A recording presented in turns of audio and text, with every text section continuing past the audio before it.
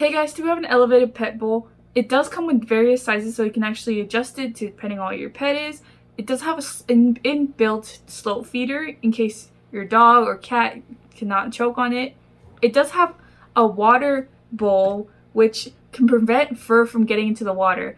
So let's open it up and see what it looks like. So here we have the kickstand, and as you can see, you can actually adjust it to make it higher, and they do have the 3 buttons on the side to actually adjust it to make it bigger right here, as you can see on both sides. So here we actually have the water bowl, and it does come with 3 layers. This is the first layer, making the actual where you put the water in. The filter to get the fur out for the water, it goes in there.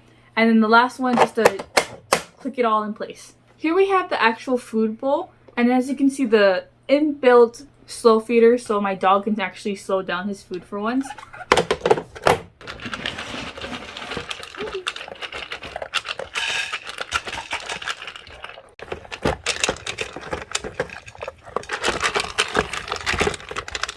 Normally this guy eats it really quick, but today he's taking his time. It's harder for him because he's always choking, he's always fast.